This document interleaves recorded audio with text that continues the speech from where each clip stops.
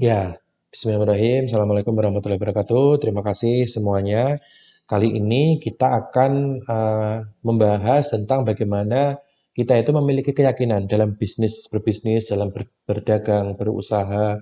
Itu kita itu harus memiliki keyakinan. Dan terkadang sebesar apa kemajuan, progres dari pertumbuhan bisnis kita itu terkadang itu cukup dipengaruhi oleh keyakinan kita terhadap banyak hal. Jadi keyakinan itu memang keyakinan itu adalah sesuatu yang sangat personal dari tubuh pimpinan, dimulai dari pimpinan dan juga tim ya. Karena bisnis itu kan kerja tim dan kerja pimpinan. Tapi secara umum itu dimulai dari kerja pimpinan. Memang kalau di era modern, di era pasca merkantilisme, sekarang era ekonomi kreatif, era ekonomi lingkungan, itu bisnis itu memang di belakang itu ada para pemilik saham ya atau pemilik modal gitu kan. Nah, pemilik modal biasanya mereka itu focusing kerjanya adalah bagaimana mereka dari para pemegang saham itu kan mereka itu di komisaris itu kan itu mereka itu bersama-sama merembuk siapa nih yang akan menjadi nahkoda dari bisnis ini. Nah, kemudian mereka menunjuk seorang misalnya sebagai CEO nahkodanya dan kemudian secara umum nahkodanya ini akan menentukan arah dari perusahaan itu. Jadi komisaris tidak terlalu banyak ya bisa turun karena memang kan kehidupan itu kan pilihan. Kalau misalkan semuanya juga turun ya repot, berat ya. Yang turun ya memang dinakodai oleh CEO tadi. Nah, kita sebagai pebisnis, kalaupun kita misalnya kita sebagai pemilik modal, kita juga sebagai CEO gitu kan. Bahkan kita juga kadang-kadang sebagai karyawan, kita juga sebagai driver mendeliver produk gitu kan. Ya, nggak masalah. Karena semua bisnis besar itu juga dimulai dari hal-hal seperti itu. Tidak masalah. Yang penting kita memiliki niatan untuk terus bertumbuh. Dan kita beberapa hal kemarin kita itu bahasa orang Jawanya itu tirakat ya. Bisnis itu memang dimulai dari tirakat dulu selama 40 hari. Kita menghitung nih dari mulai awal punya keyakinan, kita bangun keyakinan kita dalam 40 hari itu seperti apa. Apakah kita bisa lolos dari 40 hari ini ataukah selama 40 hari itu kita merasa kayak apa ya, kayak ogah-ogahan menjalani bisnis ini. Jadi sangat penting, 40 hari pertama itu sangat penting. Nah, kita kalau bisa itu bertahan ya, 40 hari itu bertahan. Dan pada umumnya, ketika kita berhasil bertahan di 40 hari pertama, kita tuh akan punya energi untuk melangkah selanjutnya, 40 hari kedua, 40 hari ketiga, dan kita setelah 40 hari itu timeline langsung setahun ya, atau beberapa bahkan timeline langsung 2 tahun. Jadi 2 tahun itu adalah masa di mana yang sangat kritis, apakah perusahaan itu akan landing, bisnis itu akan apa namanya, maaf, akan take off, dia akan terbang gitu kan, ataukah dia akan landing, apakah akan layu sebelum berkembang kan eman-eman ya sia-sia, apa namanya sayang. Nah oleh karena itu perlu sekali kita mempelajari diri kita, karakter kita, kelebihan kita, kekurangan kita, dibandingkan dengan bisnis yang kita miliki. Apakah kita cocok dengan bisnis ini, ataukah kita harus ganti bisnis. Tapi secara umum, bisnis itu kan tentang uh, mencari keuntungan. Bisnis itu kan tentang kita menyelesaikan problematika pasar ya, menyelesaikan problematika orang lain. Nah, kita harus juga apakah kita itu memang betul-betul siap dengan resikonya, dengan hari-harinya gitu kan. Kalau saya misalnya ini kan fokusnya bisnisnya itu kan ada dua. Yang pertama di dunia konstruksi, yang kedua di dunia uh, digital ya. Digital sebenarnya sangat luas ya, tapi sekarang saya sedang membangun digital di edukasi ya, karena juga biar ilmu saya juga matang, ya setidaknya mencapai titik matang gitu ya, mencapai titik standar. Kalau diminta ngomong soal, diminta memahami bicara soal ekonomi kreatif, paham. Bicara memahami ekonomi e-commerce, paham. Kemudian apa namanya?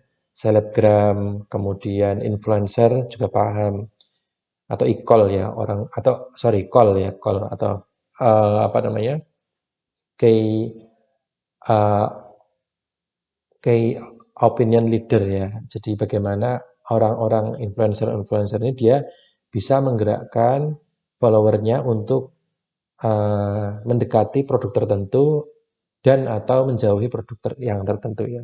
Jadi call ini sangat vital gitu kan di era seperti sekarang. Nah, mungkin kapan-kapan kita akan bahas tentang pemilu ya, karena memang sekarang kan bermasa politik, tahun depan juga tahun politik. Jadi apa yang disampaikan oleh pemimpin politik itu umumnya juga merembet di kegiatan bisnis. Jadi kalau misalkan kita punya produk apa dan kebetulan produk apa namanya, pemimpin capres misalnya atau caleg tertentu itu ngomong beli produk ini atau nggak usah beli produk itu orang itu bisa bisa tergerak gitu kan. Nah itu call-nya sekarang itu key opinion leader-nya itu adalah pemimpin politik. Nah kita harus tahu nih situasi sekarang ini seperti apa. Nah kemudian kita juga akan membahas mengenai bagaimana tadi keyakinan ya, kita tuh sebagai seorang pebisnis, apapun posisi kita, apakah itu komisaris, pemilik modal, ataukah kita CEO-nya, nakodanya, itu kita memang harus punya keyakinan. Sebesar apa, secepat apa bisnis kita tumbuh, itu cukup bergantung dari keyakinan kita. Makanya kita perlu memupuk ya keyakinan kita memahami bisnis kita di mana. Terus kemudian kita memupuk nih, kita bisnis kita ini nanti sekarang ini harus seperti apa. Kita harus bertemu atau memahami pasarnya untuk kampanyenya, kampanye seperti apa. Kemudian kita harus menyelesaikan produknya, kemudian mendeliver produk itu seperti apa. Jadi itu sangat tergantung dari keyakinan kita ya. Sangat-sangat tergantung dari keyakinan kita. Kalau misalkan kita sangat yakin, nanti di konten sebelumnya kita membahas mengenai apa namanya, bagaimana keyakinan kita itu akan mempercepat, kalau misalkan bahasa frekuensi atau bahasa law of attraction itu kan, kalau kita semakin yakin, maka semesta itu akan juga memiliki frekuensi yang sama untuk menghadirkan kemudahan-kemudahan. Tapi kalau kita pesimis, kita nggak yakin dengan bisnis kita, ya semesta juga akan merespon demikian. Maka law of attraction itu juga akan, ya memang menurut saya itu ilmu yang, walaupun itu ilmu barat, yang mungkin juga agak nggak terlalu berhubungan dengan spiritual, tapi itu sangat bisa dipakai atau cukup relevan di dunia bisnis kita gitu kan. Jadi sangat penting kita memahami dan menerapkan law of attraction. Dalam hal ini adalah tentang keyakinan kita. Keyakinan kita akan membawa semangat, membawa aksi, membawa kita apa namanya, menghadapi rintangan. Karena rintangan itu pasti dalam bisnis itu, rintangan itu pasti. Kalau misalkan kita tidak ingin ada rintangan, ya memang nggak mungkin bisnis, dan boleh dikatakan nggak mungkin hidup ya. Karena bisnis adalah tentang rintangan. Bisnis adalah tentang bagaimana kita itu meyakini dalam diri kita, meyakini dan meyakinkan. Ayo kita terus tambah gitu kan dalam keyakinan kita tambah keyakinan kita hilangkan tuh keraguan. Jadi sangat-sangat penting kita tuh menghilangkan keraguan. Sangat-sangat penting karena keraguan itu akan selalu hadir. Keraguan itu akan selalu hadir dalam kehidupan kita, dalam kehidupan bisnis kita. Keraguan itu akan selalu hadir.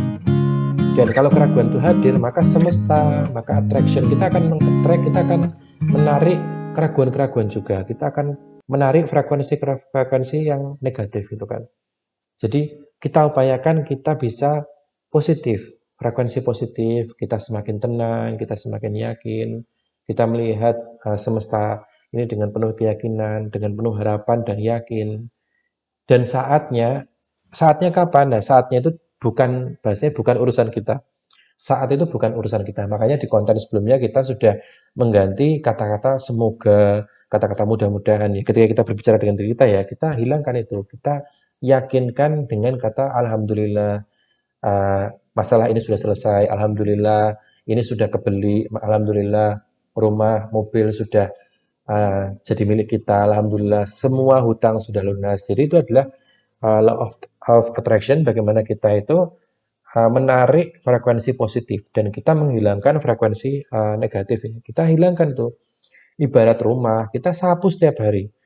Rumah aja kita sapu loh, apalagi pikiran negatif, itu kita harus hilangkan ya. Pikiran negatif itu akan selalu hadir, akan selalu hadir.